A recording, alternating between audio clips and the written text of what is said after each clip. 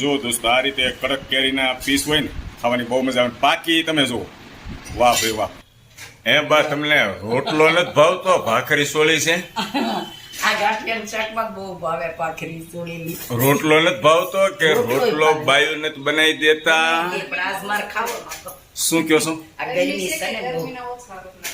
ગરમીના રોટલા ઓછા ખવાય એવું મારી વાઈફ કહે છે. સાચું છે બા?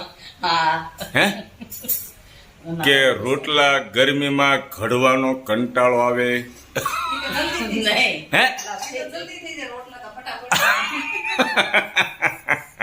જો આ શાક આજ મારે તો નથી ખાવાનું. આ શાક મોડું બનાવ્યું છે કારણ કે મારે એટલા માટે નથી ખાવાનું. હું તો તીખું ખાઉં છું. મારા માટે બીજું શાક છે.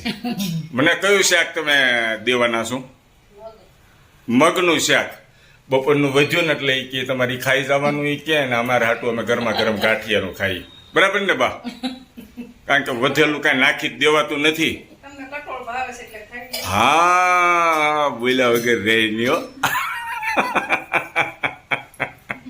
ગાંઠિયાનું શાક ને કરજો મારું હોય ને દોસ્તો તો આમ લાલ ચટાકેદાર હોય એકદમ. આમાં તીખાશ ઓછી હોય કારણ કે ન ખાઈ શકે ને. કેવું બન્યું છે ભાઈ? એકાદો કોળિયો ખાવ તો ખબર પડે. હજુ સાખ્યું નથી તે તમે તમારા વહુના વખાણ કરો છો. જોવા મારું લાગે છે. જોવા સારું લાગે, ખાવામાં કેવું છે ઈ જો. બહુ મસ્ત. હે વાહ ભાઈ વાહ. જો કેરી બતાવી જો તો નજીકથી એકવાર. જો દોસ્તો આવી પાકી છે સરસ. નજીક લાવો, થોડુંક નજીક બતાવો તો ખ્યાલ આવે. જો ઓહો હો હો. આ હેતલ કુમાર અત્યારે ખાશે કેરી, મજા આવી જશે. વાહ ભાઈ વાહ. સારું ચાલો જમવાનો આનંદ લ્યો. Thank you.